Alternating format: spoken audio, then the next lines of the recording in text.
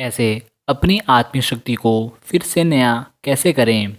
मैं केवल 4 सरल सत्य को उजागर करना चाहूँगा।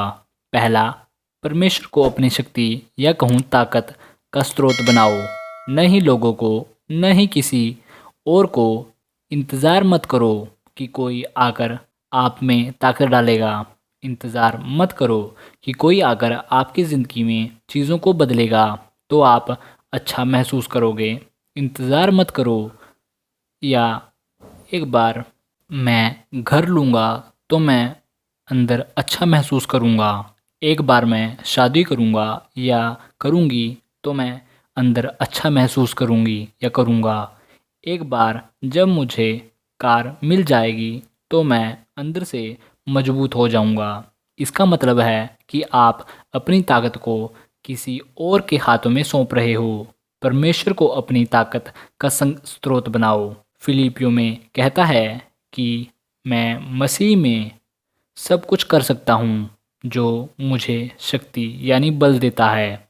दाऊद कहता है, परमेश्वर मेरा बल और गीत है। इज़राइल अपने परमेश्वर को इस नाम से पुकारते थे, याकूब का बल। परमेश्वर आपकी ताकत बनना चाहता है। आपकी शादी नहीं, न ही परिवार, न ही सफलता, न ही पैसा, ये न ही आपका अच्छा दिखना, न ही कोई और, पर परमेश्वर आपकी ताकत है। परमेश्वर ने पौलुस से कहता है, पौलुस मेरा अनुग्रह काफ़ी है क्योंकि मेरी सामर्थ्य तेरी निर्बलता में सिद्ध होती है। यह क्या मतलब है? अगर आप पति पत्नी हैं, सेवा करना नहीं चाहते, परमेश्वर की सेवा के लिए अपने पति या पत्नी पर निर्भर न हों, परमेश्वर में खुद को मजबूत करें। अगर आपका बच्चा दुर्व्यवहार कर रहा है तो उसे अपनी ताकत या बल लेने न दें। परमेश्वर आपका बल है। यहाँ पहला पॉइंट है। और दूसरा, कैसे दोबारा प्राप्त करें और अपनी ताकत को दोबारा नया करें। परमेश्वर का इंतज़ार करो। आराधना में, प्रार्थना में, उसकी उपस्थिति में। यशायाह में कहता है, जो यहोवा की बाट जोते हैं वे नया बल प्राप्त करते जाएंगे। परमेश्वर की बाट जोना ऐसा है जैसे रेस्टोरेंट में ग्राहक का इंतज़ार करना। वे ग्राहक के लिए खाना लेकर आते हैं। परमेश्वर के पास आराधना लाओ और सिर्फ इंतज़ार करो। आपके अंदर फिर से बल को स्थापित करेगा। वह आपके अंदर कुछ नया स्थापित करेगा, दोबारा चलाएगा। आप बाहर आओगे, स्थिति अलग होगी, आपका रवैया भी, हालात वही होंगे पर आपका रवैया अलग हो जाएगा। परमेश्वर की बाट जो हो उसे आपको दोबारा स्थापित या कहूँ चलाने दो। दोबारा आपकी ताकत को बहाल करने दो। उसे आनंद को दोबारा बहाल करने दो। उसे शांति को दोबारा बहाल करने दो। उसे आपको दोबारा नया करने दो। और तीसरा तरीका दोबारा बल को नया करने का है, गैर भाषा में प्रार्थना करना, पवित्र आत्मा में प्रार्थना करना। पवित्र आत्मा में प्रार्थना करके हम अपने सब पवित्र विश्वास का निर्माण करते हैं। यहूदा में कहता है, कुरिन्थियों में कहता है, हम अपने आप को उत्साहित करते हैं जब गैर भाषा में प्रार्थना करते हैं, जब हम कभी महसूस करते हैं, जब हम निराशा महसूस करते हैं, जब हम खाली महसूस करते हैं। बेहतर दवाओं में से एक, बेहतर हथियारों में से एक जो आपके पास है, परमेश्वर में खुद को मजबूत करने के लिए आपको अपना मुंह खोलना है और गैर भाषा में प्रार्थना करो। आप कह सकते हो, पर मैं महसूस नहीं करता या होता। यह चीज़ आपको महसूस नहीं करनी, यह आत्मिक चीज़ है। आत्मिक चीज़ें केवल आपके चुनाव के द्वारा सक्रिय होती हैं। जब आप 10 मिनट 15 मिनट प्रार्थना करते हो, आपके कमरे के अंदर एक वातावरण बदलेगा, आपकी आत्मा में वातावरण बदलेगा। हालात सेम हो सकते हैं पर आप अलग चलोगे। वह मूसा के समान होगा जो पहाड़ पर से उतरता है और आपका चेहरा चमक रहा होगा। आप याकूब के समान होंगे जो सारी रात परमेश्वर से लड़ा। वह उ- ईसा के समान कर रहा है छोड़कर अब वह में परमेश्वर का चेहरा देख रहा है। क्योंकि इसलिए जब आप अपने बल को दोबारा नए करते हैं तो आत्मिक क्षेत्र में कुछ बदलता है। आप ठीक होने के रास्ते पर होते हैं जब आप अपने बल को दोबारा नया करते हो। मेरा परमेश्वर यीशु। चौथा तरीका अपने बल को फिर से नया करने के लिए है अपनी आत्मा से बोलो। अपनी आत्मा से आत्मा में मत रहो। जिस तरह से आप अपनी ताकत या बल को दोबारा नया करते हो जब आप परमेश्वर की उपस्थिति में रहते हो तो आप गैर भाषा बोलते हो। आप कहते हो परमेश्वर आप मेरा बल हैं, आप मेरी स्रोत हैं। तब आपको अपनी आत्मा से बोलना है। अपनी आत्मा से में मत रहो।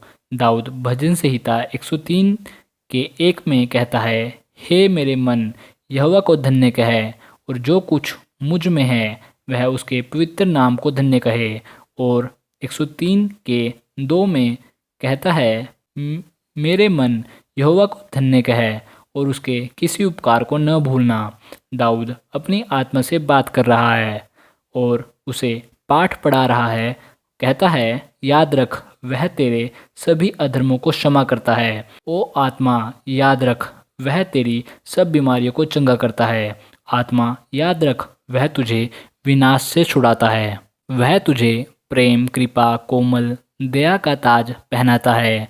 आत्मा याद रख वह तुझे अच्छे भोजन से तृप्त करता है। वह तेरी जिंदगी को ईगल की तरह दोबारा नया करता है। और कहीं भजन संहिता में कहता है, दाऊद अपनी आत्मा से बोलता है। वह कहता है, आत्मा तू निराश क्यों है, आज क्यों मुरझाया है। याद रख मैं अब भी महिमा करूँगा, मैं परमेश्वर में विश्वास करूँगा। आत्मा उठ। हम में से बहुत से आत्मिक लोगों के साथ जो अब भी प्राण में रहते हैं, हम प्राण में नहीं रहते पर आत्मा में रहते हैं। हम अपने मन या प्राण से बोलते हैं। अगर आपका मन या प्राण अच्छा महसूस नहीं कर रहा, सुबह में दिन के समय सुनो, अपने मन को कॉफ़ी दो, अपने मन को कुछ अच्छा खाने को दो, अपने मन को कुछ वायदे दो और अपने मन या प्राण से कहो हर कुछ ठीक होने जा रहा है। अपने मन को कहो परमेश्वर की महिमा कर क्योंकि वह मुझे देखेगा। अपने मन को बताओ परमेश्वर मेरा बल का स्रोत है। अपने मन से कहो, ना कि अपने मन को आपको कहने दो। आपको उसे बोलना है। अपने मन को शांत करो, कहो परमेश्वर ने ये कर दिया, सब कुछ परमेश्वर के हाथ में है। मैं नहीं जानता कैसे हम बिल को भरेंगे, मैं नहीं जानता कल क्या होने जा रहा है। मेरा परमेश्वर अपने धन और महिमा के अनुसार मेरी सब आवश्यकताओं को पूरा करेगा। मेरे मन यहोवा को धन्य कहे और न भूल उसने पहले क्या किया, न भूल परमेश्वर ने पहले क्या किया, न भूल। मन अपनी आत्मा से बात करो कि कैसे आप अपने बल को दोबारा नया करते हो। मुझे असल में नहीं पता दाऊद ने क्या किया। परमेश्वर में खुद को मजबूत करने के लिए उसने शायद खुद से बातें की। उसने परमेश्वर की बाट जोही। मैं क्या जानता हूँ कुछ बदला। वह रोने से चला गया, हट गया। जो मजबूत होते हैं, तब बाइबल कहती है यह दाऊद ने परमेश्वर से पूछा। दाऊद ने परमेश्वर से निर्देश नहीं मांगा जब तक उसने परमेश्वर से प्रेरणा ग्रहण नहीं की। दाऊद ने परमेश्वर से उससे बात करने के लिए नहीं कहा जब तक उसने परमेश्वर को अपना बल नहीं बना लिया। मैं इसे बहुत महत्वपूर्ण रूप से उजागर करना चाहता हूँ। परमेश्वर उन्हें निर्देश नहीं देगा जिन्होंने उसे अपनी प्रेरणा के रूप में भरोसा नहीं किया। परमेश्वर उनसे बात नहीं करेगा जिन्होंने उसे अपना बल नहीं बनाया या अपनी ताकत नहीं बनाया। मेरा सबूत इसके लिए है। उसी समय दाऊद ने परमेश्वर को उससे बात करने को कहा और परमेश्वर दाऊद से वापस बोला। राजा शाऊल उसी समय दूसरे क्षेत्र में फिलिस्तीनों का सामना कर रहा था। राजा शाऊल ने अपने परिवार को नहीं खोया। राजा शाऊल ने अपनी सारी संपत्ति को नहीं खोया। राजा शाऊल खतरे का सामना कर रहा था। बाइबल कहती है शाऊल ने परमेश्वर से पूछा पर परमेश्वर ने कुछ नहीं कहा। आप जानते हो क्यों? परमेश्वर नहीं चाहता पहले कि हम उसके पास निर्देश के लिए आएं, पर परमेश्वर चाहता है कि पहले हम उसके पास प्रेरणा के लिए आएं। परमेश्वर उनसे बोलता है जो उस पर विश्वास करते हैं, उसे अपना बल बनाते हैं। शाऊल परमेश्वर से कभी यह कहने नहीं आ गया, परमेश्वर मैं भूखा हूँ, मैं खाली हूँ, मैं डरा हुआ हूँ, क्या आप मेरी मदद कर सकते हैं? परमेश्वर क्या आप मुझ में बल दे सकते हैं? बाइबल कहती है शाऊल बहुत कमज़ोर था। जब जादू टोना करने वाली ने उससे कहा तो वो शरीर के रूप से टूट गया। शाऊल भावनात्मक रूप से थक गया। परमेश्वर की तरफ आने की बजाय और परमेश्वर में खुद को मजबूत करने के बजाय परमेश्वर को कहने के लिए पूछने लगा। वह परमेश्वर के पास ऐसे गया, परमेश्वर मैं कहता हूँ कि मुझे निर्देश दे, पर परमेश्वर ने कुछ नहीं कहा। शायद आप परमेश्वर से पूछ रहे हैं मैं आगे क्या करूं, और आप परमेश्वर को नहीं सुन रहे। मैं अभी आपको एक शब्द देने चाहूँगा। जब तक आप उसे अपनी ताकत नहीं बना लेते तब तक परमेश्वर से बोलने के लिए मत कहो। एलिया इतना उदास था कि वो जीना नहीं चाहता था। परमेश्वर ने उसे कोई निर्देश नहीं दिया जब तक उसने एलिया को भोजन नहीं दिया। उसने उसे सुलाया और दोबारा ठीक किया या स्थापित किया। तब उसने उसे छोटी सी आवाज़ दी। तब परमेश्वर ने एलिया को दिया, ये है जो करना है। तुमने ये किया, तुमने ये किया। महान भविष्यवक्ता होने पर भी परमेश्वर ने उसे निर्देश नहीं दिया जब तक प्रेरणा नहीं पाए। कहो मत कि आगे क्या करना है, पहले परमेश्वर को आपको मजबूत करने दो।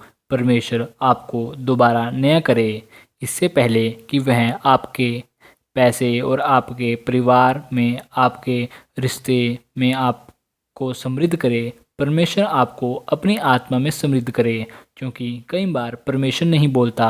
परमेश्वर कहता है तुम्हें निर्देश की ज़रूरत नहीं, तुम्हें बल की ज़रूरत है।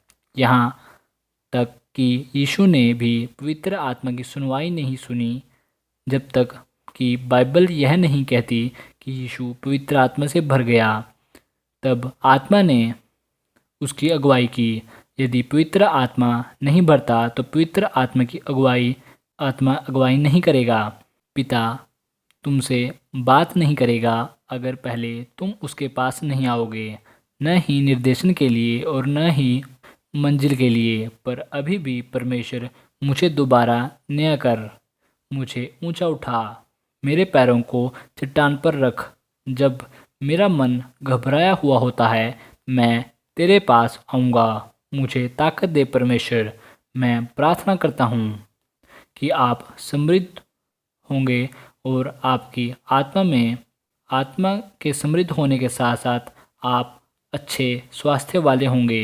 यूहन्ना कहता है यूहन्ना 15 में कहता है कि मुझ में वह डाली जो फल नहीं देती, यीशु आकर उन्हें कहते नहीं कि फल दो। यीशु उन डालियों के पास आता है जो फल नहीं देती, और बाइबल कहती है वह उठा ताकि वह फल दे।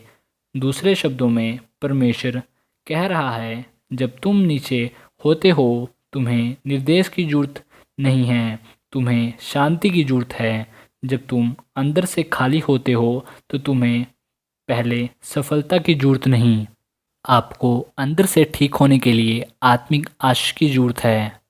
तब परमेश्वर कहता है मैं तुम्हें निर्देश दूंगा, क्योंकि तुम मेरी प्रेरणा बन गए। मैं तुम्हारे बल का स्रोत बन गया। बाइबल कहती है कि दाऊद ने परमेश्वर से पूछा। सोचो, परमेश्वर ने क्या किया?